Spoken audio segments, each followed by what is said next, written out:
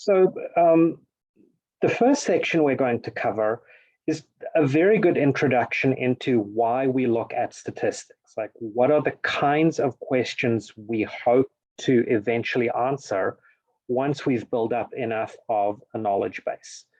So it looks at a case study, specifically how something known as chronic fatigue syndrome gets treated. So this is based on real world study that was done that was evaluating whether cognitive behavior therapy is effective when trying to treat chronic fatigue syndrome. The study consisted of 142 people who were recruited for the study. Mainly, doctors knew that the study was taking place, and so if you were someone struggling with chronic fatigue syndrome and your primary care physician knew about the study, they would refer you for signing up. Then, once you signed up through your doctor, there was a secondary screening process that took place. So even though 142 people were initially recruited, only 60 of them passed the secondary screening. And that may be something like someone with a diagnosis, but with very little symptomatic difficulty at the time. They may be ineligible, because if someone isn't struggling with symptoms, then you can't measure whether this treatment is going to be effective for them.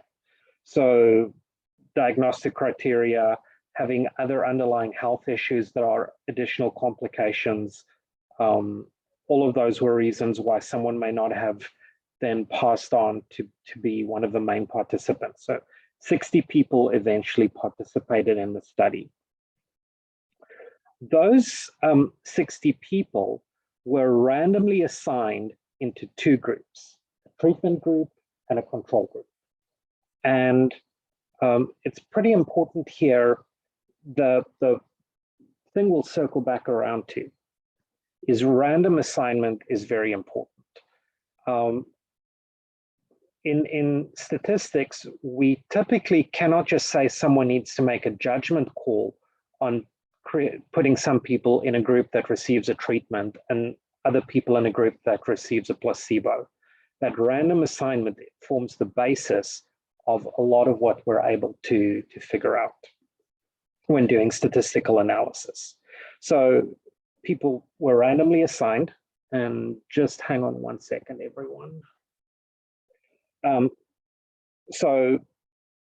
Just picking up people in the treatment group, they were all, for the duration of the study, receiving cognitive behavioral therapy. In this case, it's explained that this is a collaborative, educative, and behavioral emphasis kind of therapy where patients are taught how to work at controlling their symptoms. The control group were also taught relaxation exercises. So something that to an outside observer may seem very similar, but these were not exercises that had been specifically developed to treat chronic fatigue syndrome. So, the goal now is to figure out, do people in the treatment group actually better manage their symptoms than those in the control group? So people went through these, either the control placebo treatment or the actual true treatment, and then they went back for a follow-up after 6 months. Since this is the real world, people don't always stay in a study. We started with 60 people enrolled. 7 people eventually dropped out of the study over the course of 6 months. 3 from the treatment group, 4 from the control group. And so here is the summary information that is available to us. We know which group someone belonged to, treatment group or control group. And we also know in each group what number of people had a good outcome versus a bad outcome. So a good outcome in this case would be improvement of symptoms or better symptom management.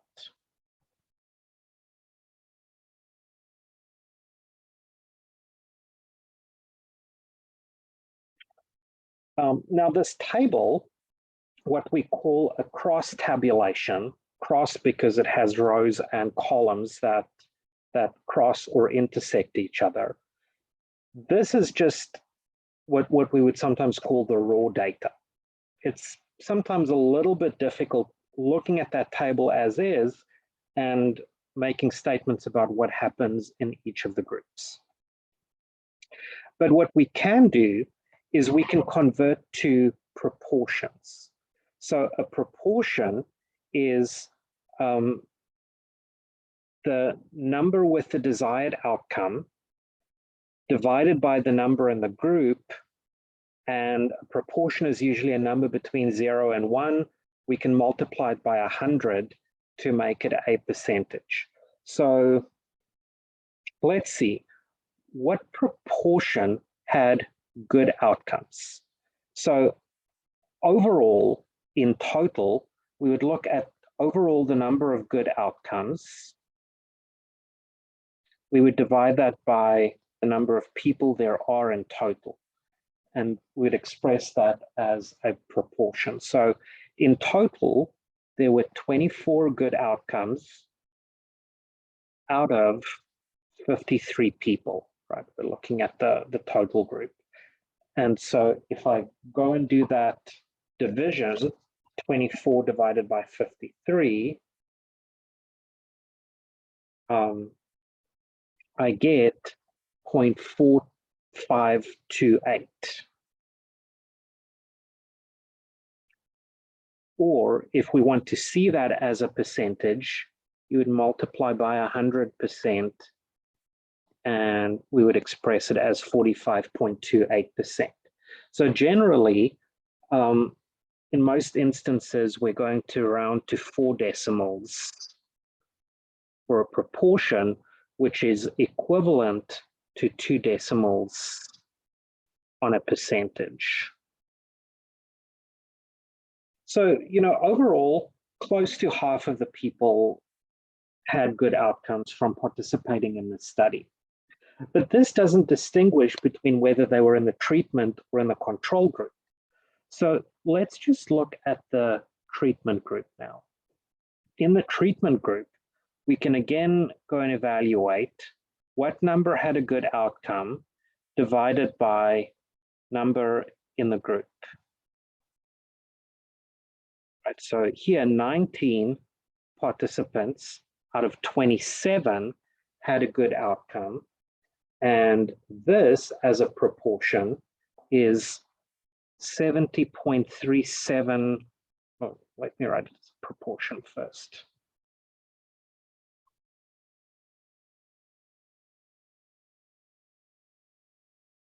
.7037 or 70.37%. So really good number in the treatment group, right? Just over 70% had a good outcome. What about in the control group? Remember, these are the people, they were only taught relaxation exercises. They were not targeted at chronic fatigue syndrome. So here, what number had a good outcome divided by the number in the group? That would be 5 out of the 26. And that is a proportion 0.1923 or 19.23%. So this just illustrates, we can look at the overall number, what happens to all participants in the study, but that doesn't get at whether the treatment designed was effective or not. If we focus in on the two groups, we can say, oh, the people who participated in this behavioral therapy, 70% of them had good outcomes, versus in the control group, where people were taught basic relaxation exercises, but nothing focused at treating chronic fatigue syndrome, only around 19% of them had a good outcome. So here you can see there's a difference, 19% versus 70%. Now, all of these proportions or percentages, these are examples of summary statistics.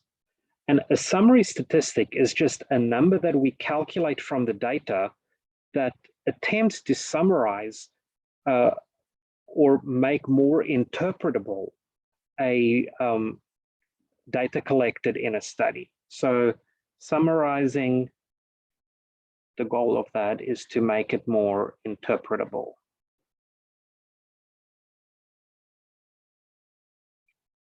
And in this case, the primary results in the study can be described by looking at the proportion of people who had a good outcome in the treatment and in the control group, respectively. So in the treatment group, it was roughly 70%. In the control group, it was roughly 19%. That difference, 70 minus 19, 51% difference. So this example is specifically in here because you can look at these numbers without having to do complicated statistics. You can probably tell me 70% with a good outcome is a whole lot better than only 19% with a good outcome. The content that we will delve into is in more complicated examples. Let's say we had found 53% versus 48%.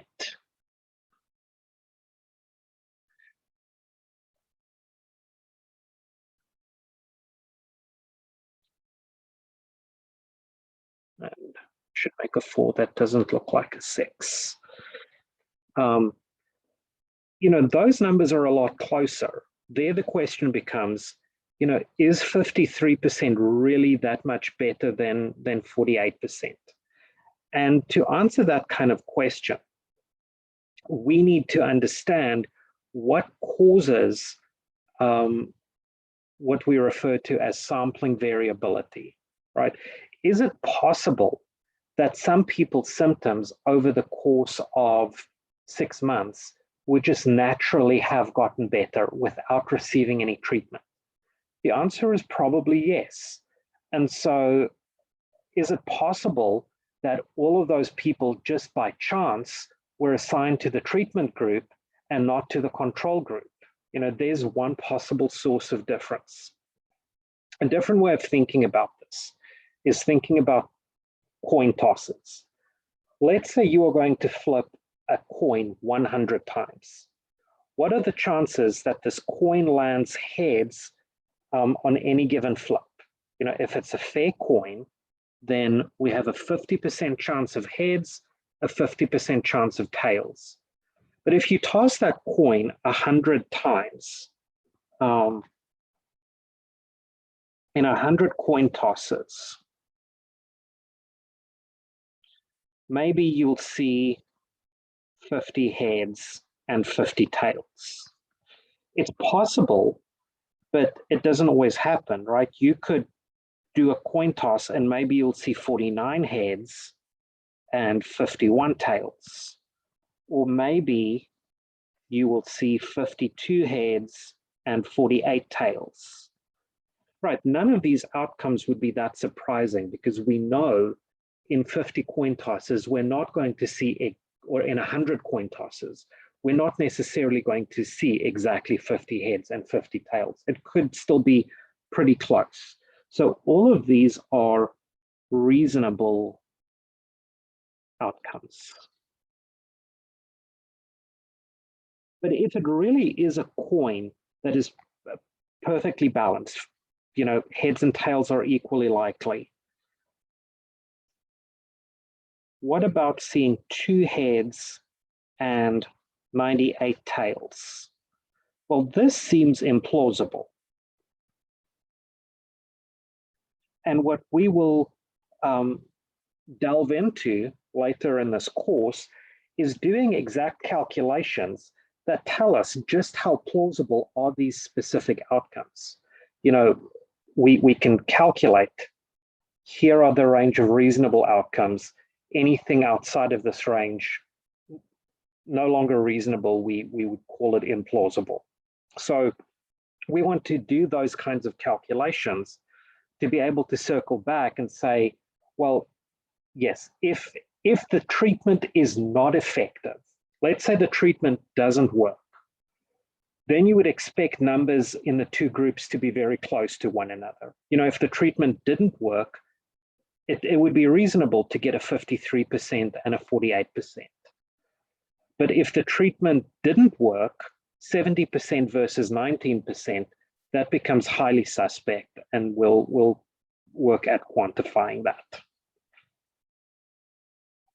So we talk about whether the difference is real or not. How do we show whether there's a real difference between the groups or not? So in our example, as we said, the observed difference is 51%. This is a large difference. So we don't need complicated statistics to tell us that's a real effect.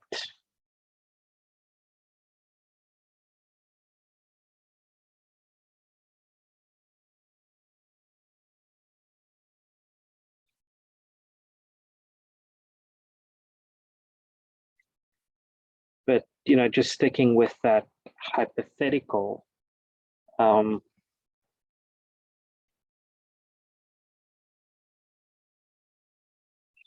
would we consider a 5% difference to be real? You know, that is where stats becomes helpful.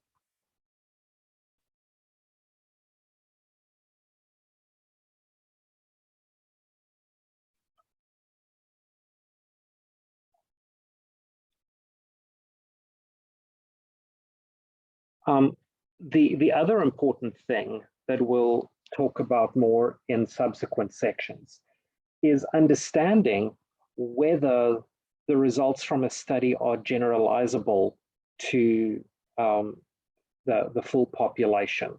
So in this case, you know, we observe that the treatment seems to work for 70% of people who receive it. But are those people representative? You know, are people in the study representative of all people with chronic fatigue syndrome? And the answer would be no. Why aren't they? Because we applied a screening procedure. In fact, we relied on people having a primary care provider.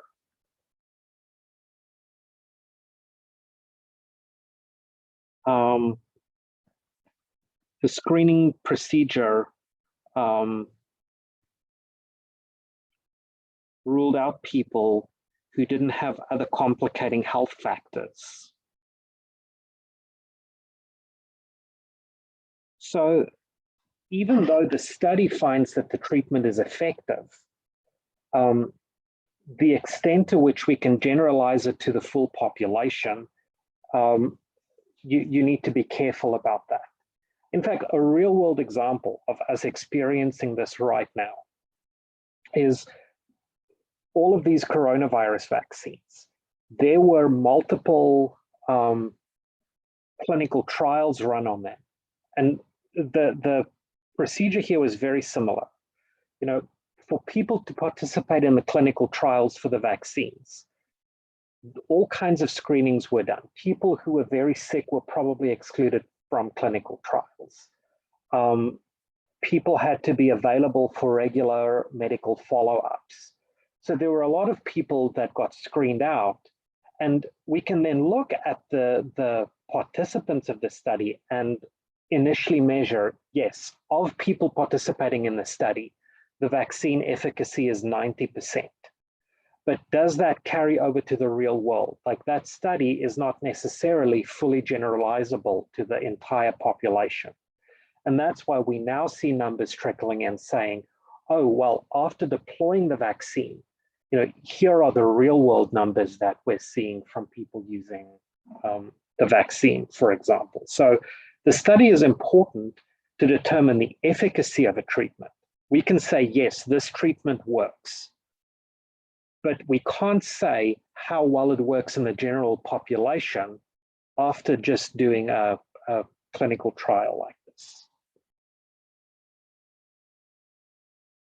So the first section we looked at, that really was just a big picture overview of, here's what a study looks like.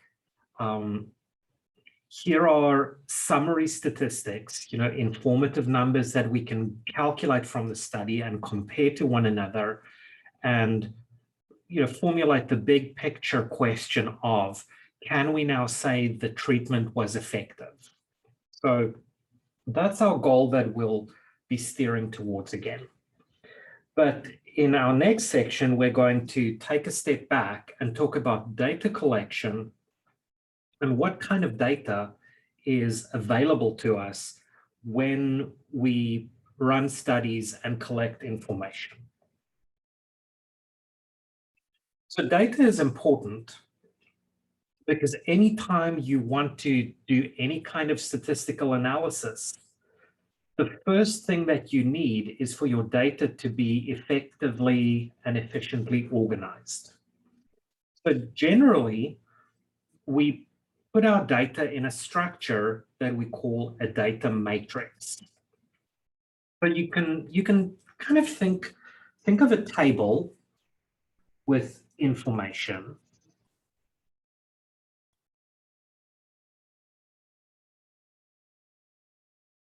And a table, of course, consists of rows and columns.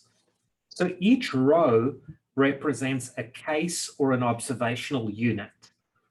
In the example we looked at in the previous section, each person participating in the study was an observational unit. And so therefore, in our big data matrix, each person would be represented by a row of values. Similarly, if we look at columns organize similar quantities together. So anytime we measure a characteristic, we call that a variable, and we organize variables by columns. So in that study that we had in the chronic fatigue syndrome study, if we look at our data matrix, we would have participant 1, we would have participant 2, we would have participant 3, right? Then for each participant, we would record 2 pieces of information. What group did they get assigned to? And did they have a good outcome from participating in the study? So these are both examples of variables, whether they were assigned to the treatment or the control group. So treatment, control, right? For each patient, we had that information. And we also know good outcome, not a good outcome, etc. So it's just a way of structuring our data. We call the whole structure a matrix. Each row represents a person or an observational unit. It's not always people that we're talking about. Sometimes we're looking at companies. Sometimes we're comparing cities. Sometimes we're sampling from plant or animal world. So whatever it is that we are taking samples of, that's our observational units, and they are the rows of our data matrix. And any quantity that we measure, what group you belong to, what your age is, what your blood pressure is, your age, your shoe size, anything that we measure, we call a variable, and that becomes a column in our data matrix. So here's an example of a classroom survey.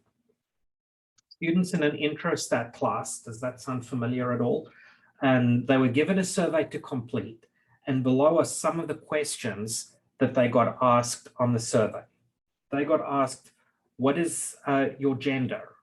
They got asked, are you an introvert or an extrovert? They got asked, how many hours do you sleep at night on average? They got asked, what time do you go to bed? Or choose the category that best represents your bedtime, 8 to 10, 10 to 12, 12 to 2, etc. They were asked, how many countries have you visited? So on a scale of 1 to 5, how much do you dread taking math classes? All of these were quantities included in the survey. And here is what our data matrix now looks like. Say there were 86 students in the class. We assign a unique number to each student, so we can label the rows 1 through 86 with the number for that student. And then each column just tells us something about that particular student. So if we look at, the first row, that tells us the first student who completed the survey was male, is an extrovert, abbreviating the table a little bit so we don't have all the information, but we know on a scale of 1 to 5, they'd read math with a 3, which is like the middle of the scale, right? We can look at our second student. Our second student is female, also an extrovert. This student has less dread around math, only giving us a 2. So each row is a observation or an observational unit, and each column is a variable. Another example could be measuring academic performance. In fact, whenever I pull up D2L, one of the things I see in front of me, if I click on the appropriate heading, is a big table with everyone's TCU ID number and then every grade that you make in the class. So, here's an example of what a data matrix looks like from my perspective. I might have TCU ID as a column. Then I might have your homework 1 grade. I might have your homework 2 grade. I might have your quiz 1 grade. So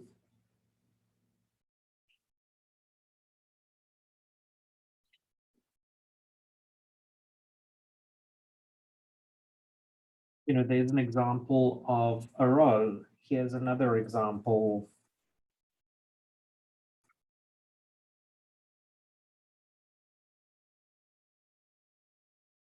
Each row is an observational unit. Each column is a variable. So the important thing I want to get to is how we classify these variables. What we are going to encounter in this class will primarily be either numeric or categorical variables. So a numeric variable is you record a number and it makes sense to do addition, subtraction, multiplication, etc., with the recorded numbers.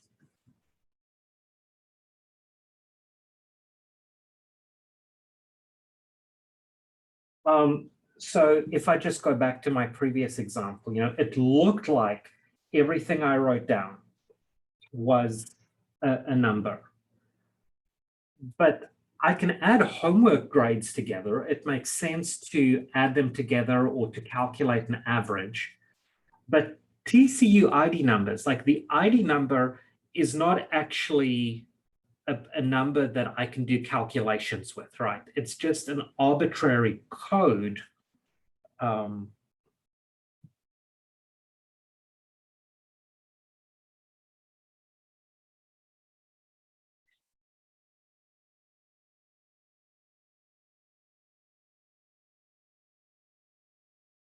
So the TCU ID would not be an example of a numeric variable because that is just a code that's a placeholder to identify you in the system. It doesn't have any numeric meaning beyond the numbers just being a code. So just remember, if you see numbers, that does not mean that it's a numeric variable. It's a numeric variable if it makes sense to do mathematical operations with that number. It makes sense to add your homework grades together or to average them. But it doesn't make sense to add TCU ID numbers together. There's nothing that you can learn from doing that.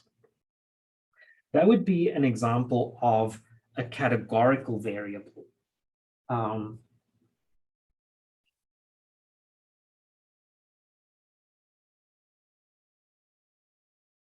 Here is where you belong to a specific category.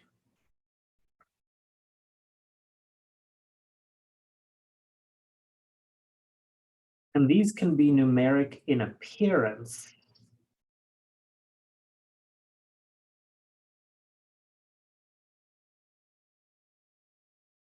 But the numbers do not have a mathematical meaning.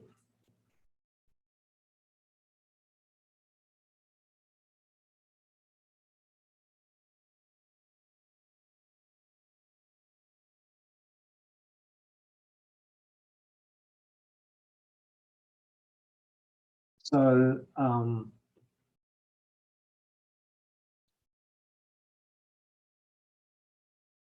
your TCU ID would be an example of a categorical variable. A zip code would be an example of a categorical variable. A phone number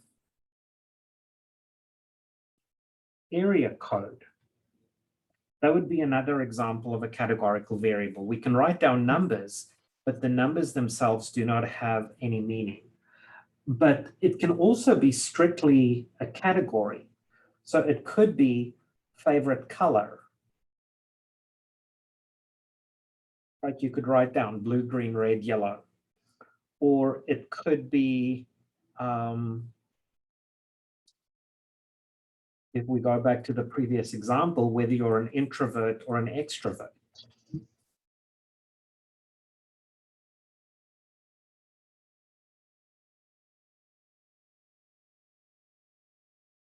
But broadly speaking, anything we're going to talk about in this class will fit into one of these two categories.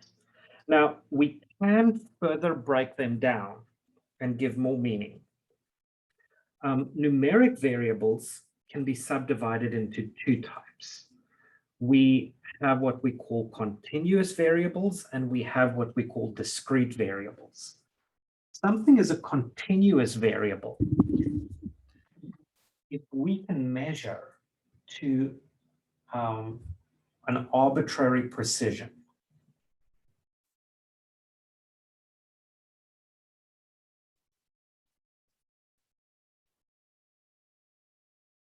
If we can calculate decimals on something, it's usually a signal to us that it's a continuous variable. So we can make it arbitrarily precise.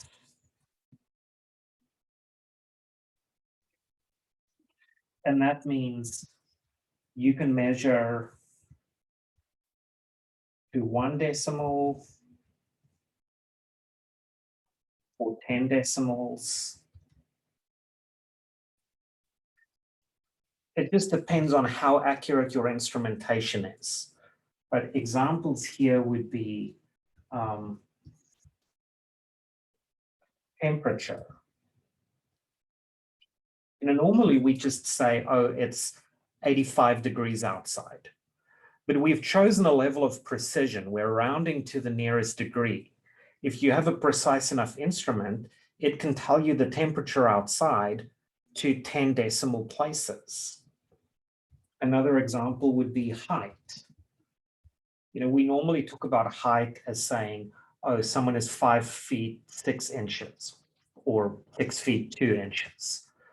But we can add decimals to that. We can make it more precise. So anytime, if you just get better instrumentation, you can make something more precise. That would be a continuous variable.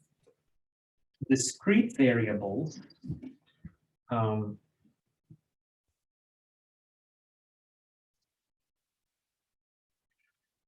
very often just counts or whole numbers. But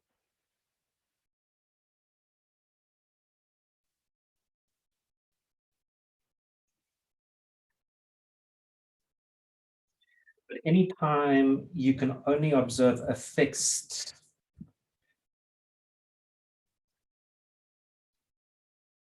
or a specific value, it is discrete. So an example here would be shoe size. If you go to the store, you can get a shoe that's a 7 or a 7.5 or an 8 or an 8.5. But you can't go to a store and just pick up off the rack a shoe that's a size 10.115. Right? Those shoe sizes exist in specific increments. Or I might ask you for your age in complete years. Again, here's an example where by specifying, I'm only measuring in complete years. If I'm saying complete years, there's no fractional component. So now someone would be 18 or 19 or 20 or 21. They're, whole numbers as an example. So just make sure you ask yourself, are you able to measure something to greater precision? And if you can, it's continuous. If not, it's most likely discrete. But another identifying characteristic of discrete variables is that they are counts or whole numbers. In the same way we can subdivide numeric variables into two types, we can also subdivide categorical variables into two types. So with categorical variables, we recognize a nominal type and an ordinal type. Nominal just means that categories are not in a specific order.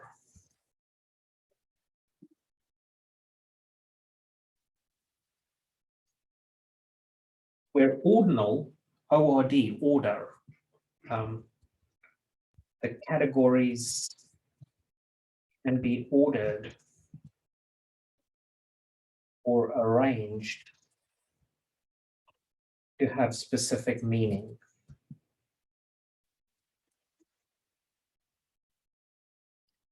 So what do examples of this look like? Something that is nominal would be favorite color. Red, blue, green, yellow. Yeah, there's no specific ordering that says red is a better color than blue or green is a better color than yellow. We can't go and order them. They are just categories that people can choose from. A similar example would be, are you an extrovert or an introvert?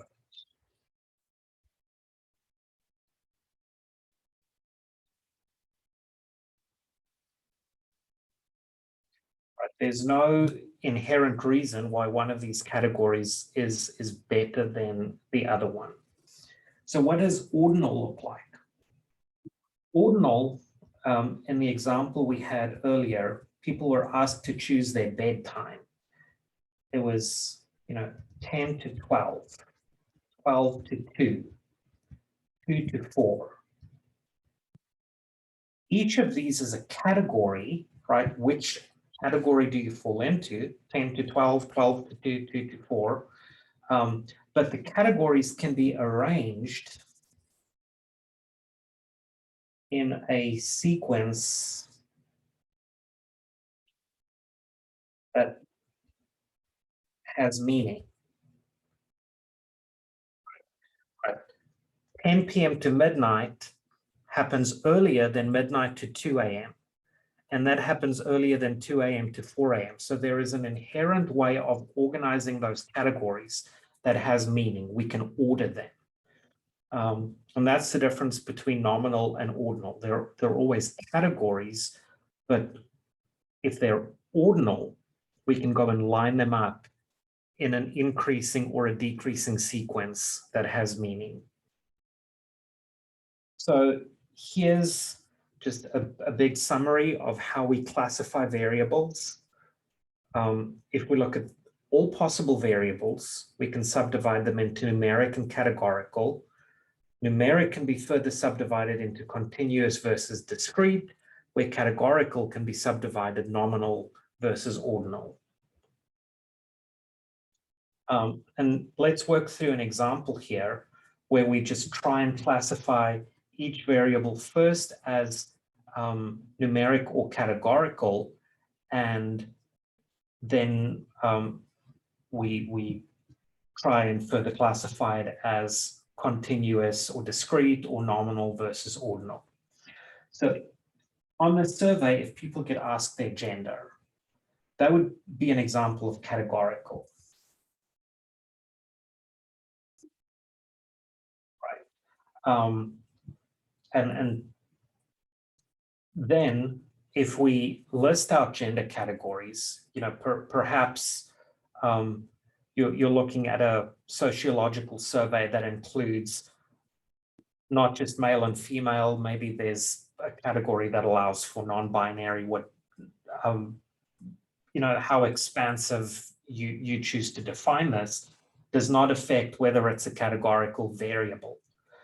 And there is no inherent order where the categories have a sensible flow, right? Being male is not more important than being female. So this is not ordinal. There is not an inherent order that makes sense. This would be nominal.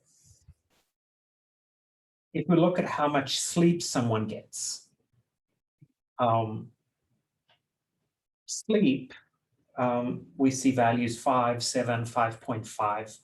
So first clue here is there's a decimal. So if we go back to how the question was phrased,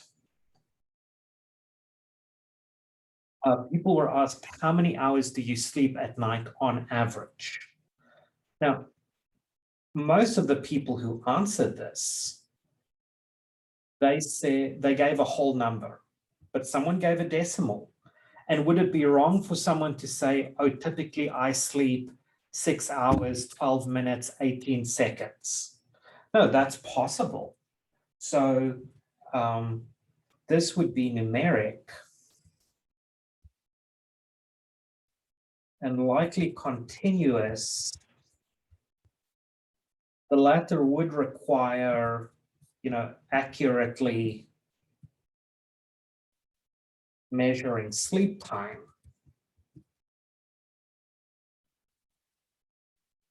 But it's kind of possible. Bedtime is an example we just talked about. It is categorical.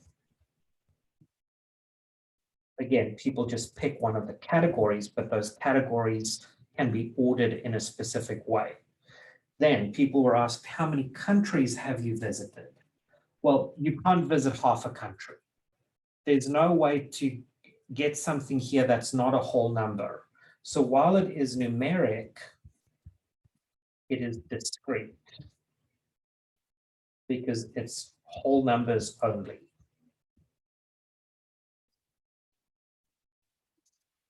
And finally, we have this question about dread on a scale of 1 to 5. Anytime you see something that says on a scale,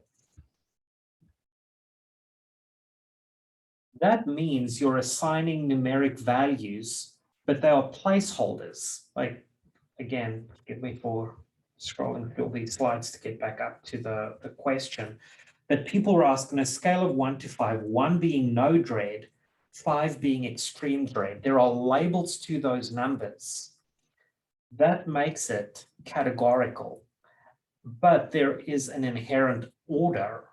So something that's on a scale of 1 to 5, that's typically going to be categorical, and it will be ordinal because the numbers have inherent meaning. Let's walk through just a last couple of exercises here. We actually talked about telephone area code, right? An area code, it's not numeric, it is categorical. Now, if you live in Dallas, you might have a 972 area code or a 452 area code. I think that's the other one. If you hail from College Station,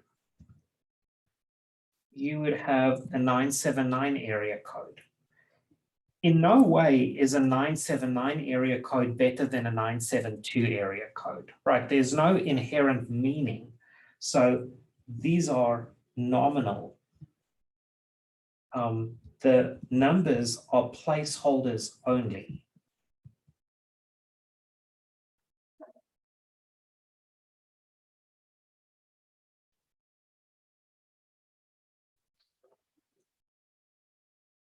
What about the percentage of millennials who are homeowners in a metro area? So here we're measuring a number. That should immediately tell us it's not categorical. So we're measuring percentage of millennials who are homeowners, and this is therefore numeric. Now, a percentage, again, you can measure to an arbitrary precision.